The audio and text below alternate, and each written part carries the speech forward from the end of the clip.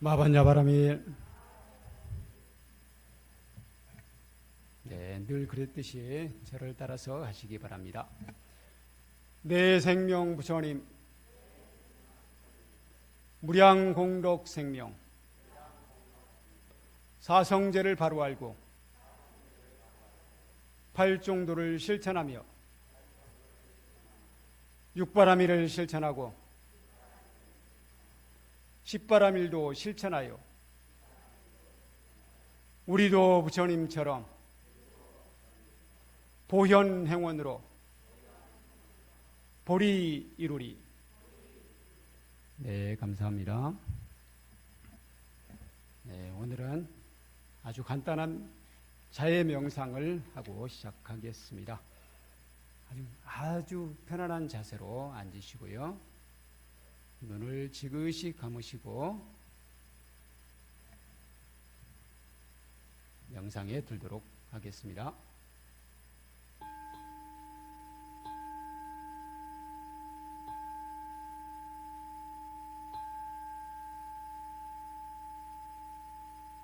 네, 눈을 지그시 감으시고 부처님의 미소, 관세음보살님의 미소,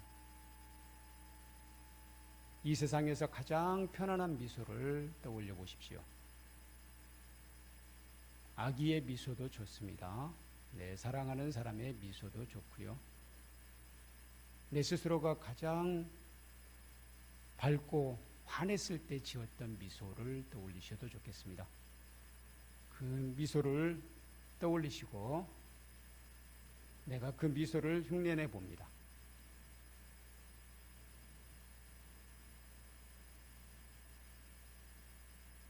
내 마음도 차분히 가라앉히고요.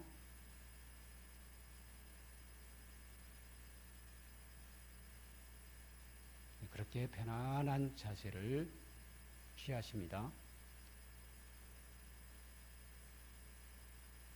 그리고는 내가 가장 사랑하는 사람, 사랑하는 반려동물이어도 좋습니다. 아주 사랑하는 존재를 떠올려 보십시오. 그에게 나의 자비의 메시지를 보냅니다. 그 사랑하는 존재를 생각하면서 아까 따라했던 부처님의 미소, 관세음 보살님의 미소, 이 세상에서 가장 편안한 미소를 그 존재에게 보냅니다. 나의 사랑하는 이, 사랑하는 반려견, 반려동물이 평안하기를,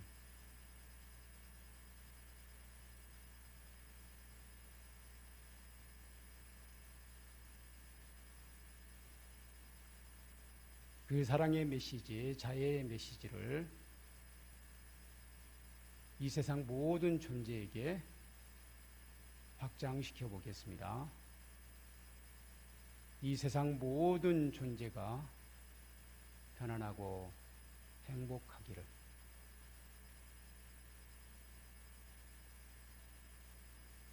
이 세상 모든 사람, 모든 동물, 생물들이 모두 평안하고 행복하고 안락하기를.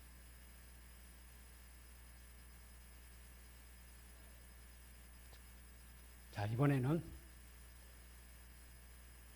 내가 용서할 수 없는 사람 또는 눈에 가시 같은 사람, 그 사람만 생각하면 피하고 싶은 사람, 그런 사람이 있다면 한번 떠올려 보십시오.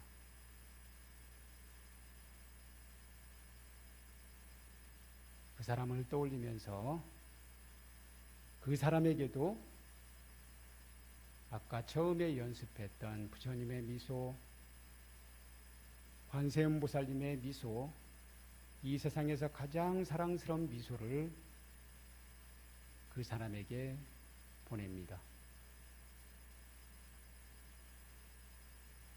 나에게 불편한 존재이지만 그래도 그대가 이 세상에서 평화롭고 행복하기를, 행복하고 안락하기를.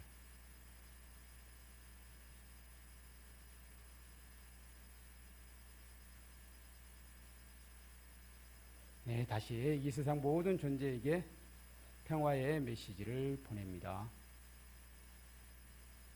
이 세상 모든 존재가 큰 것이건 작은 것이건 중간치건 긴 것이건 짧은 것이건 생각이 있는 것이나 없는 것이나 생각이 있는 것도 아니요 없는 것도 아닌 그 모든 생명체들이 평화롭고 안락하기를,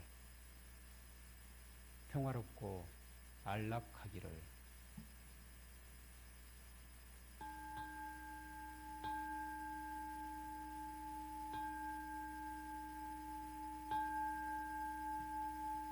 네, 천천히 눈을 뜨시고요. 계속 편안한 자세를 취하시는 건 좋습니다. 네, 오늘은 용서에 대해서 생각해 보도록 하겠습니다. 용서.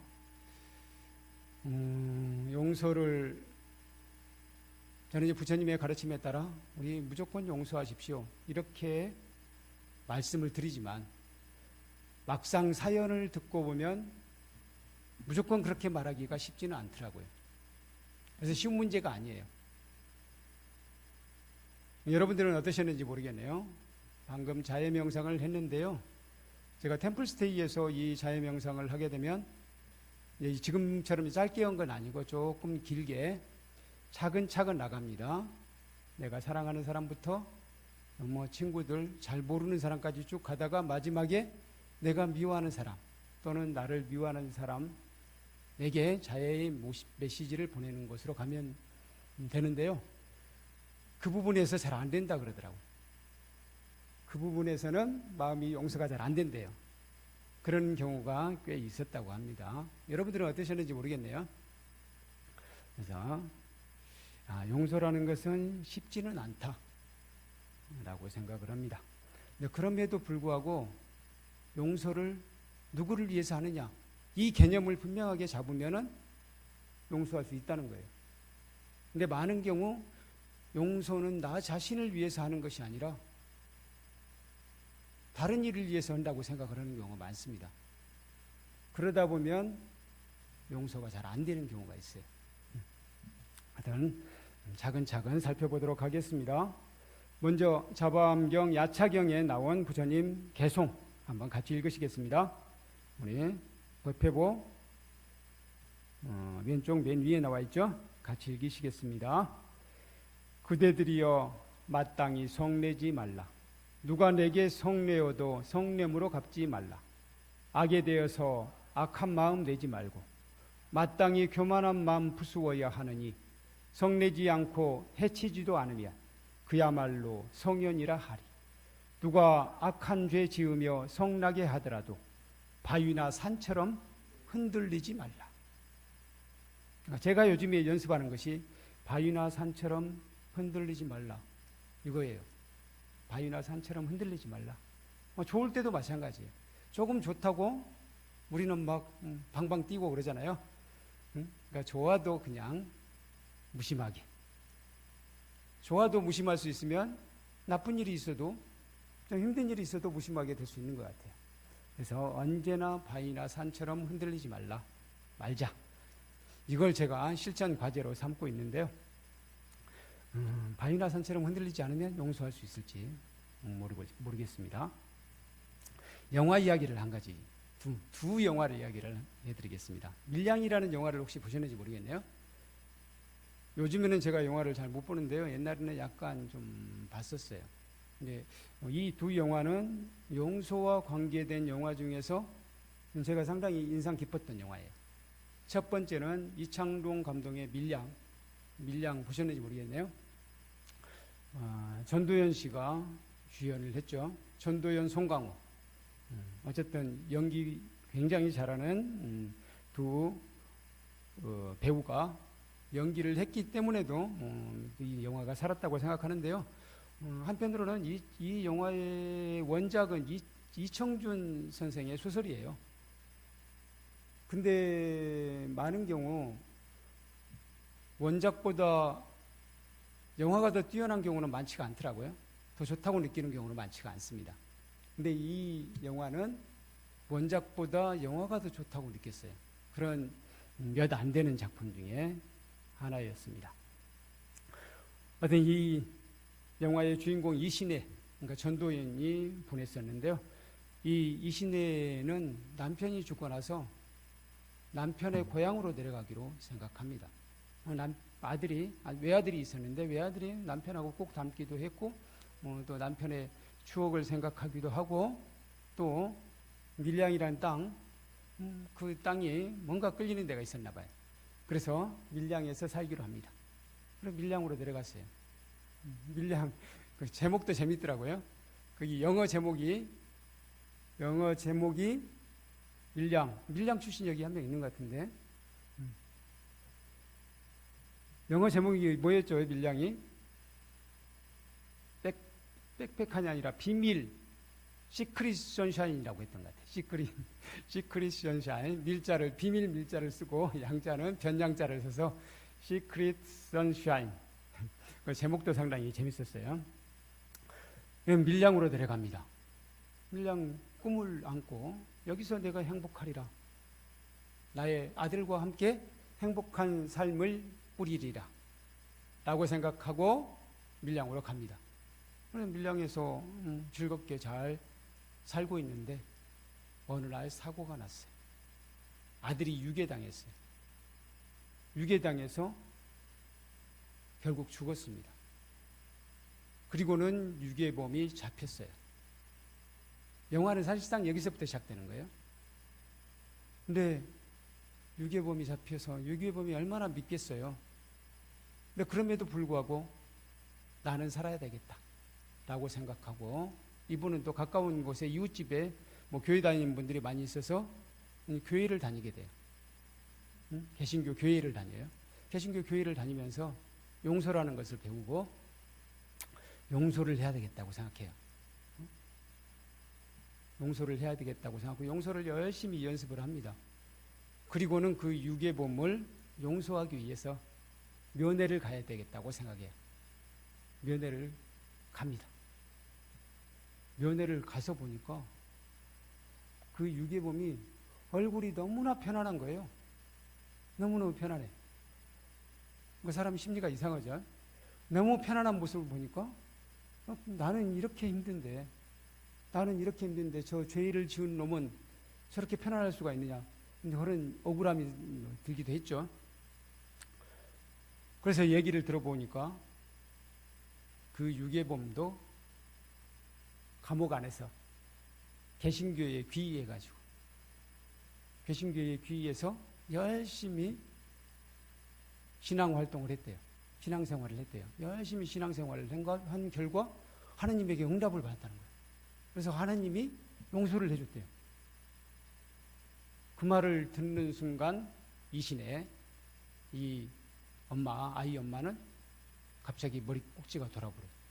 아니, 용서해야 될 사람은 난데 내가 용서해야 된다고 생각하고 굳게 마음을 먹고 이 자리에 왔는데 나보다 먼저 용서해 준 이가 있다니 이건 말이 되느냐 하는 생각이 드는 거예요. 그래서 이 사람이 거의 반비추강이가 됩니다. 이건 아니다. 나는 용서 다 취소한다. 응? 나 대신 누가 내 원수를 용서한단 말이냐 라고 생각하고 그 이후로 정신적인 방황을 하기 시작해요. 아주 그 이전보다 더 괴롭고 불행하고 힘들게 살아가게 되는 거예요. 그런 이야기고요. 또 한 가지는 오늘이라는 영화였어요. 오늘이라는 영화. 이분은 여성 감독 이정현 감독이 여성 감독이죠. 이정현 감독이 만든 영화인데요. 이 영화의 주인공은 송혜교였어요. 주인공으로 나온 사람은 송혜교였어요. 여기에 주인공은 다큐멘터리 작가, 다큐멘터리 감독이라고 하는 게 맞겠네요. 다큐멘터리 감독 다혜였어요. 이 사람은 더 기막힌 사연이 있었어요. 약혼자하고 자기 생일날 늦게 이제 밤늦게 들어오다가 어떤 친구가 휴가 나와가지고 밖에서 집에를 못 들어가고 집에 술이 취해가지고 뭐 헤매고 있다는 거예요. 그래서 그걸 가서 찾아서 데려다 주고 온다 라고 생각하고 잠시 애인 약혼녀하고 헤어져 가지고 그 친구를 찾아가는 길에 오토바이에 치게 돼요. 오토바이에 치였어요. 오토바이, 폭주족 오토바이 있잖아요. 폭주 오토바이에 치여가지고 쓰러졌습니다. 쓰러져서 숨을 쉬고 있었어요. 그 자리에서 만약에 신고를 해가지고 뭐 병원으로 옮겼으면 살았을 거예요. 그런데 이 아이가 청소년이었어요. 이 아이가 뺑소니를 쳐버려요. 뺑소니를 쳐버렸습니다. 그래서 그 결과 이 약혼자가 죽게 돼요. 그래서 이 송혜교 다혜도 역시 마찬가지로 용서의 문제로 그 친구를 용서하지 않음으로써 늘 응어리를 갖고 살고 있는 거예요. 응? 자기 남편이 될 사람이 죽었던 것도 억울하고, 그런데 청소년이잖아요. 청소년이 죽을 때는 중학생이었어요. 청소년이 앞길이 창창한 청소년을 주위에서는 용서하라는 압박이 들어오고, 그래서 이 사람은 가톨릭 신자였어요. 그래서 그 한순녀님이 주로 그런 사람들을 용서하는 프로그램을 진행하는 사람이에요. 그리고 그 수녀님의 도움으로 이분도 용서하기로 합니다. 용서하기로 하고 탄원서를 써줘요. 이 친구가 뺑소니를 쳤지만, 오토바이에서 사고를 치고 뺑소니를 쳤지만 아직 앞길이 창창한 청소년이고 또 충분히 개과천선할 수 있고 초범이니까 선처해 주십시오. 나는 탄원서를 내요. 그래서 그 아이는 짧게 구금 생활을 하고 나올 수가 있었습니다. 어쨌든 이분이 남편이 죽은 지 1년 후에 이제 다큐멘터리 제작을 할 생각을 해요. 그렇게 많은 사람들이 그렇게 자식이라든가 남편이라든가 또 부모를 이렇게 억울하게 잃은 사람들이 많이 있어요. 그 사람들이 용서를 하고 싶어 하기도 하고 힘들어 하기도 하고, 그 사람들의 이야기를 액면구도로 찍으려고 한 건 아니고요. 주로 용서한 사람들의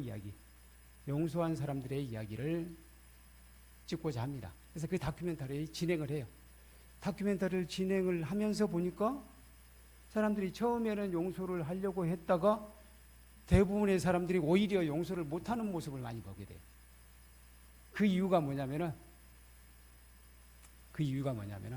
내가 용서를 하려고 마음을 먹었는데 막상 그 가해자들은 감옥에 있는 동안은 반성한 척 해놓고 나오고 나면 여전히 같은 삶을 살더라 하는 거예요.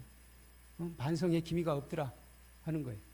그리고는 자기는 그 아픔 때문에 결코 행복하게 살 수가 없어요. 그래서 용서할 수가 없더라는 거예요. 그런 모습을 계속 보면서 이 다혜도 마음이 흔들리게 돼요. 그래서 한번 이 다혜는 이제 본래는 가해자, 특히 청소년 가해자 같은 경우는 자세하게 인적 사항이라든가 그런 것을 또 알려주지도 않은 경우도 있는 것 같더라고요. 어쨌든 그 친구가 어떻게 사는지를 알아봅니다. 알아보니까 그 친구가 어디에 있냐면 소년원에 가 있어요. 소년원에. 그것도 알고 보니까 엄청난 죄였어요. 자기 친구를 죽였대요. 자기 친구를 죽인 이유가 뭐냐면 친구가 아버지 자랑을 엄청 했대요. 아버지 자랑을 엄청 하니까 이 친구가 기분이 나빠서 죽였대요. 그 말을 들으니까 이 다혜의 용서하는 마음이 사그라들기 시작합니다. 그리고 더 충격적인 얘기도 들어요. 사고 내기 전에, 오토바이 사고를 내기 전에 이 가해자 청소년이 어머니를 칼로 찌른 적도 있대요. 어머니를 칼로 찌른 적도 있대요. 좀 짐작이 가긴 하죠. 이 아이는 아마 어머니 아버지가 상당히 문제가 있었을 거예요. 어머니 아버지가 굉장히 문제가 있어서 서로 어머니 아버지 사이가 안 좋아서 엄청 싸우거나 뭐 그런 게 있었던 것 같아요. 그래서 어머니 아버지에 대해서는 자기는 뭐 자랑하고 싶은 마음이 없어요. 근데 친구가 엄청 자랑하니까 그게 기분이 나빠서 친구를 죽였던 것 같아요. 그런데 어쨌든 어머니 아버지는 뭐 상당한 권력이 있거나 뭔가가 있는 사람이에요. 그래서 아들을 사실은 소년 감옥 그런 게 있는가 봐요. 그런데 보낸 게 아니라 소년들이 가는 감호소, 일종의 뭐 소년원이라고 부르죠. 소년원, 그러니까 살인자가 가는 곳은 아닌 좀 한 단계 낮은 곳으로 갔던 거예요. 어쨌든 그 아이가 그랬다는 것을 얘기를 듣고 이 다혜도 고민에 빠져요. 그럼 내 용서가 헛됐단 말인가? 라는 생각을 하게 됩니다. 그리고는 역시 이 다혜도 거기서부터 더 괴로워져요. 그래도 용서를 한다고 생각했을 때는 마음이 좀 편해졌어요. 그런저럭 살 힘을 찾아가고 있었어요. 근데 용서 못하겠다고 생각하니까 이제는 더 괴로워지는 거예요. 삶이 아주 괴로워졌습니다. 이런 이 두 이야기를 배경으로 해서 또 다른 이야기예요. 부처님 시대 이야기를 한 가지 해드리도록 하겠습니다. 부처님 시대에 우따라라는 여인이 있었어요. 우따라라는 여인은 재정관의 딸이었어요. 이 재정관은 본래는 가난한 사람이었습니다. 가난한 사람이었는데 열심히 정성을 다해서 사리뿌다 존자, 사리불 존자에게 공양을 올려요. 사리불 존자에게 공양을 올리고 나서 그 공덕이었는지 이분이 갑자기 횡재하게 돼요. 그 횡재하는 것도 상당히 뭐 신화적인데 그분이 농사를 지으려고 쟁기질을 하는데 쟁기질을 하고 다 갈아엎으면 그 갈아엎은 땅이 다 황금이 되었다고 합니다. 근데 이분이 또 그 황금이 된 것을 보고 욕심이 나서 자기가 몰래 감춰두고 이걸 돈으로 바꿔야 되겠다. 뭐 이런 생각을 할 거 아니에요. 근데 이분은 그렇게 하지 않았어요. 이렇게 많은 금이 나왔는데 이걸 내가 혼자 쓰다가는 문제가 생길 수 있다. 오히려 이건 나라님에게 바쳐서 좋은 일에 쓰게 만들어야 된다. 라고 했다고 합니다. 그래서 그 금이 이렇게 많이 나왔다는 것을 나라에 신고합니다. 신고를 하니까 그 왕이 신하들을 시켜서 그 금을 수거하도록 해요. 근데 그 금을 수거할 때 그 수거하는 사람들이 이 금은 나라님의 금이다 라고 했대요. 그러니까 우리가 수거합니다 라는 말을 했더니 그 금이 다시 흙덩어리로 바뀌었대요. 그래서 임금님한테 다시 가서 보고를 하니까 임금님이 이렇게 이야기했답니다.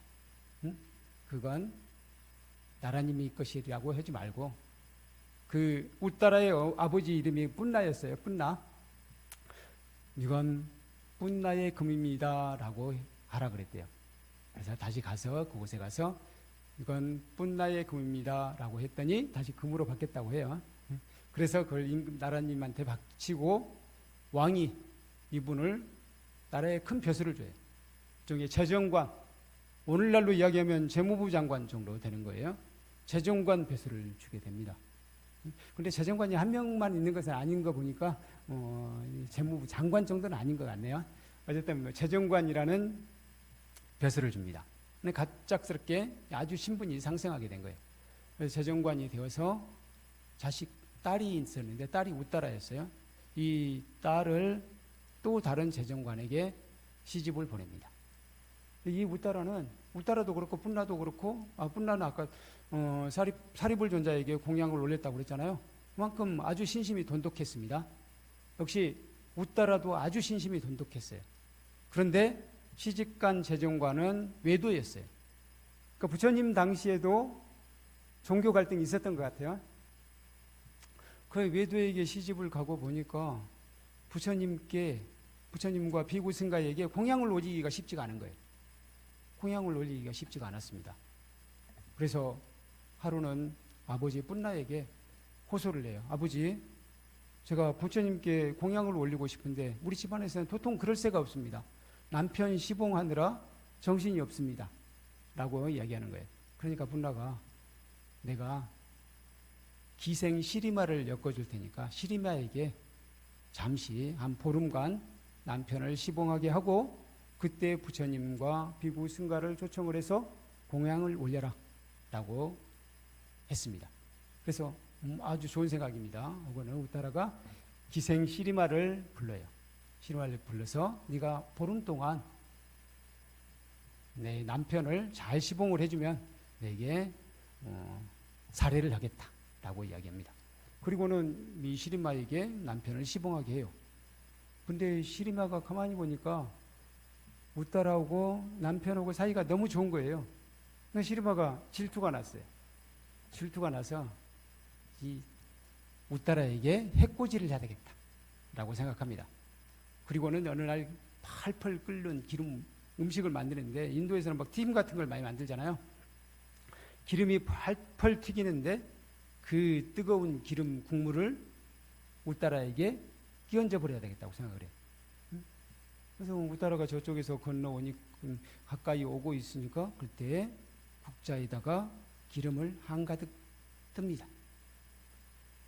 근데 그걸 우따라가 눈치를 챘어요.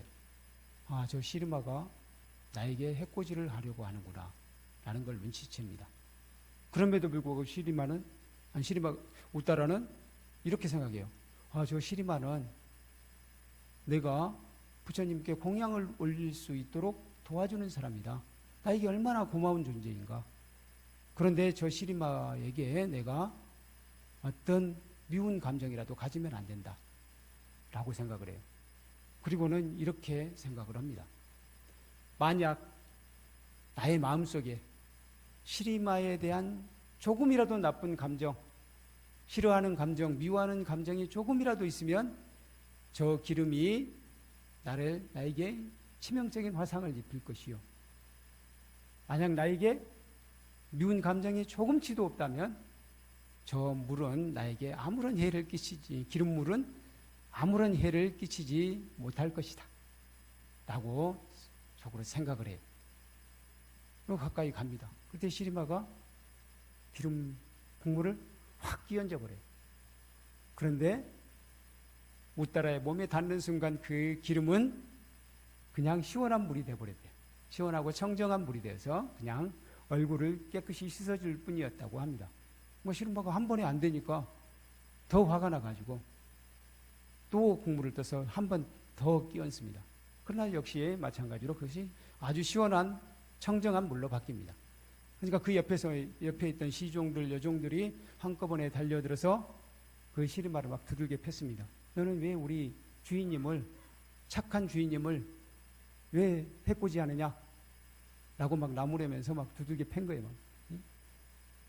여러 사람이 한꺼번에 두들겨 팼으니까 얼마나 많이 다쳤겠어요? 그때 우따라는 오히려 사람들을 말립니다. 다 말리고는 다시 어루만져줘요. 그리고 온 상처에 약을 발라줍니다. 약을 발라주면서 도대체 너에게 무슨 이익이 있길래 그런 짓을 했느냐 라고 이야기합니다. 그리고는 실제로 이미 용서를 했죠. 시작할 때부터 이번엔 용서를 한 거예요. 너는 그리고 용서를 해줘요. 그러니까 시리마가 내가 이런 사람에게 참여하지 못하면 아마도 내 머리는 7조각으로 쪼개져서 나는 지옥에 떨어질 것이다 라고 생각하고 주인님 참여하겠습니다 라고 이야기해요. 참으로 죽을 죄를 졌습니다. 참여하겠습니다.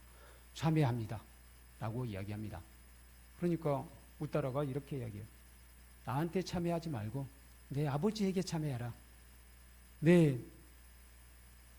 우리 주인님의 아버님에게 참여하겠습니다 라고 이야기해요.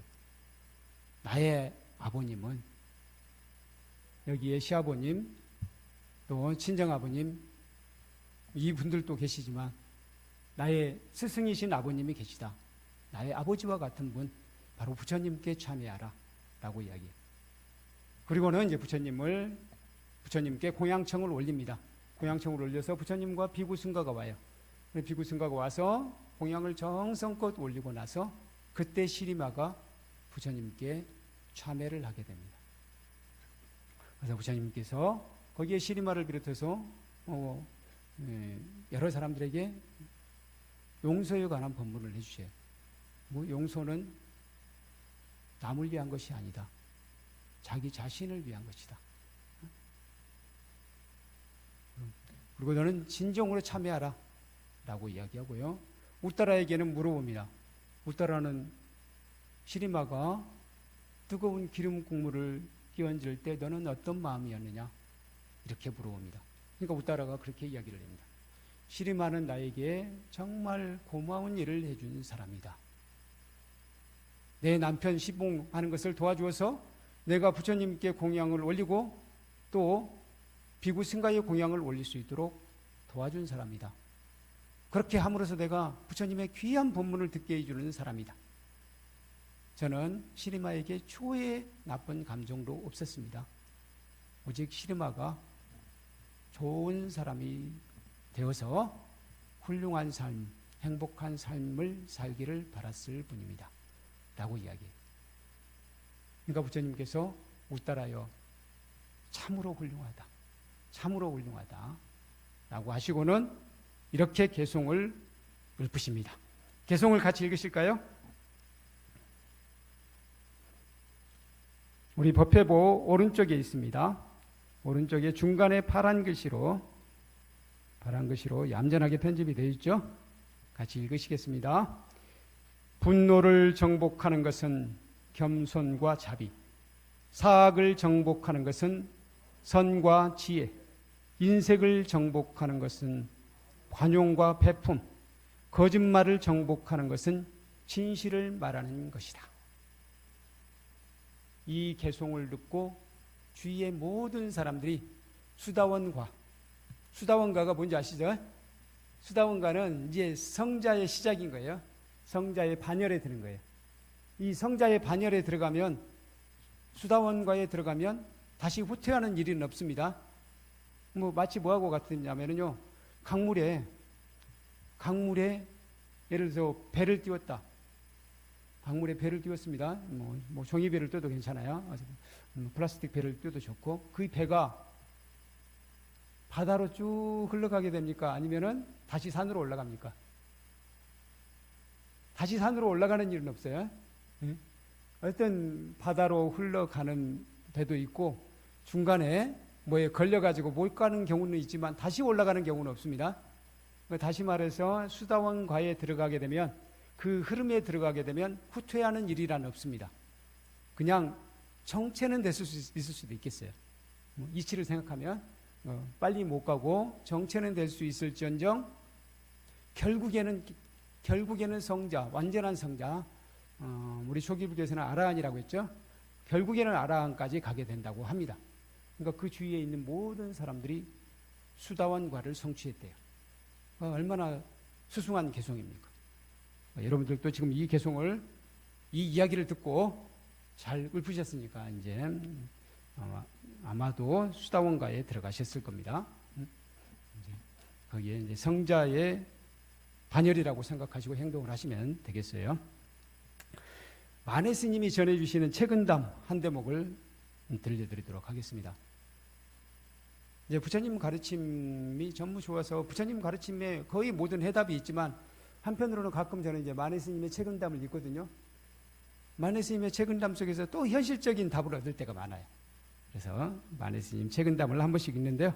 이것도 같이 읽으시겠습니다. 만해 스님의 책은담은 빨간 글씨로 되어 있어요. 빨간 글씨 같이 읽으시겠습니다. 소인과는 원수가 되어서는 안 된다. 소인은 제 스스로 적을 만든다. 군자에게는 아부하지 말라. 군자는 원래부터 사사로운 은혜를 베풀지 않는다. 이렇게 나와 있어요. 소인과는 원수가 되지 말라. 이거 굉장히 중요한 것이더라고요. 이게 중요한 거예요. 가끔 보면은 맨날 잘 삐지는 사람 있잖아요. 그 누구하고 사이가 안 좋은 사람들, 저는 이런 사람들은 소인이라고 생각해요. 큰 사람이 아니에요.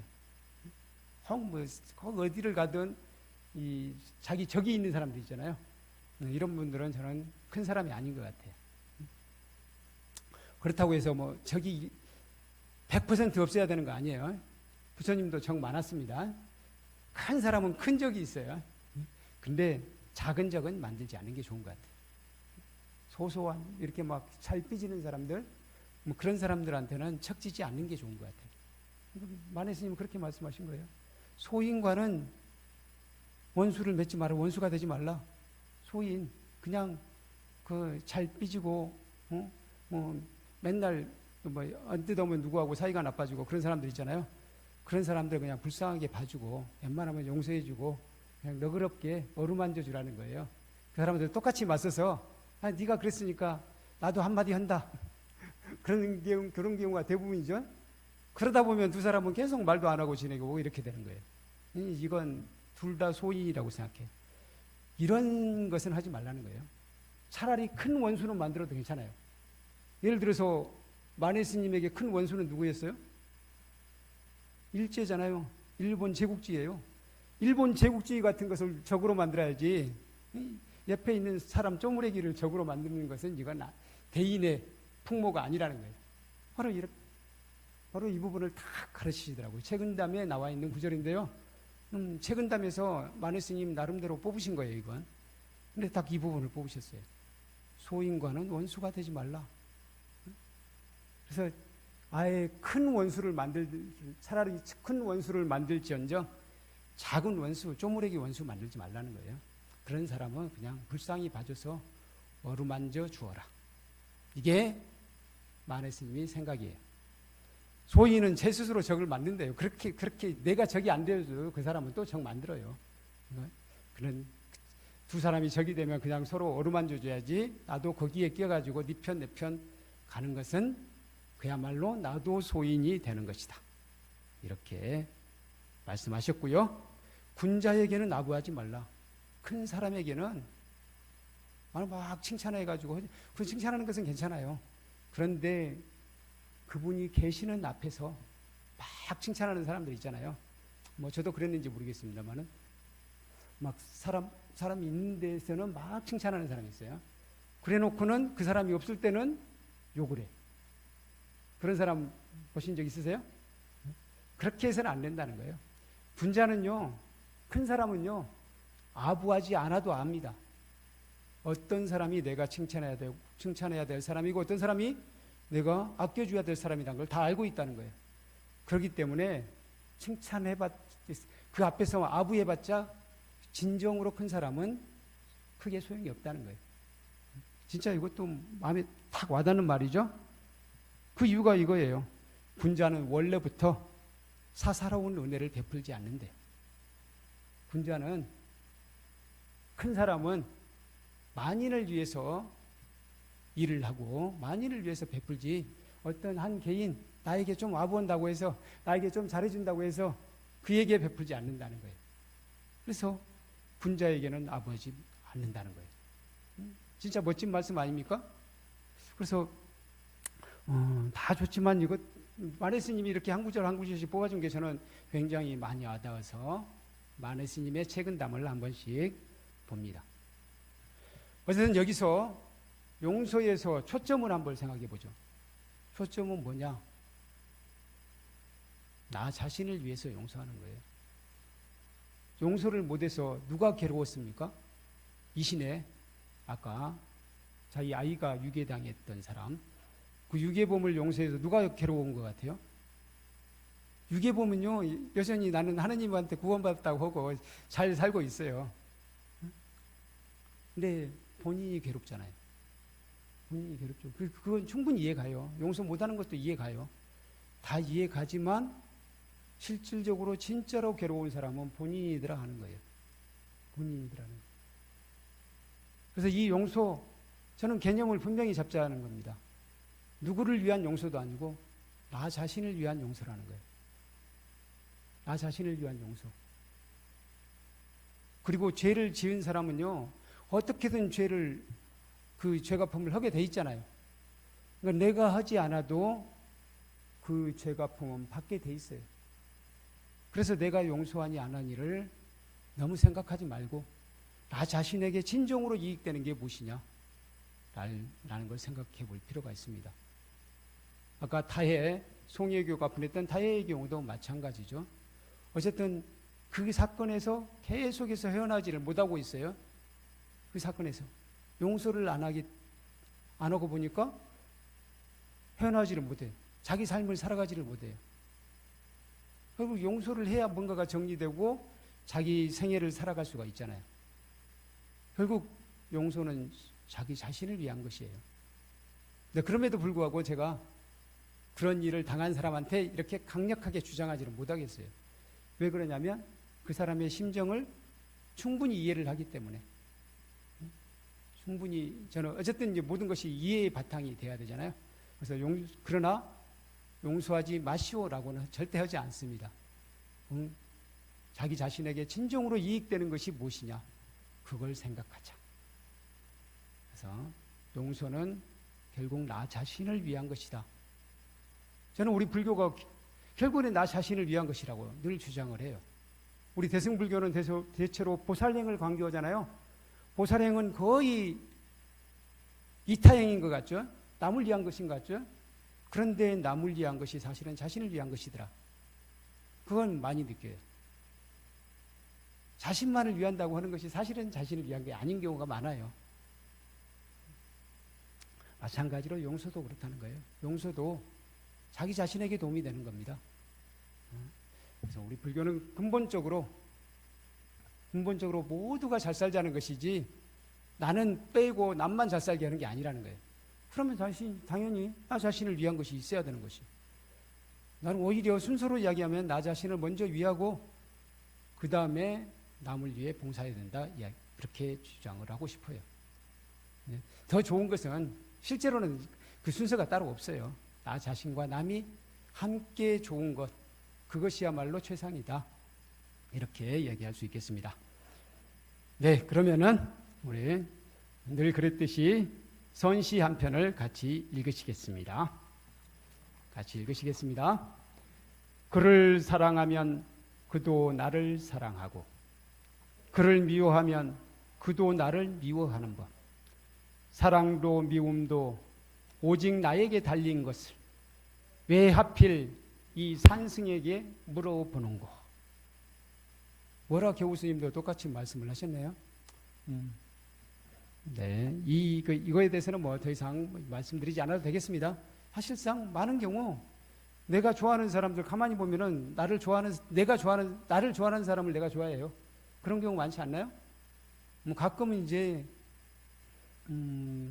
나를 좋아하지 않는데도 좋아하는 짝사랑도 있긴 하죠. 그런데 그 짝사랑의 시작도 가만히 보면 그 사람이 나에게 호감이 있는 것으로 착각하고 짝사랑을 하는 경우가 많더라고요. 호감이 있거나 호감이 있을 것이다거나 뭔가 그런 게 있어요. 그래서 사람은 나를 사랑하는 사람을 좋아하게 된다는 거예요. 그래서 미워하는 사람을 만들기 싫어하면 나도 남에 대해서 남을 좋게 생각해 주면 되는 거다. 뭐 그런 선시네요. 네, 충분히 여러분들이 저보다 더 인간관계도 넓으시고 하시니까 이에 대해서 용서에 대해서 잘 아시리라고 생각합니다. 어쨌든 용서는 나 자신을 위한 것이다 라는 걸 명심해야 되겠습니다. 네, 저를 따라서 하시기 바랍니다. 내 생명 부처님, 무량공덕 생명, 사성제를 바로 알고 발종도를 실천하며 육바라밀을 실천하고 십바라밀도 실천하여 우리도 부처님처럼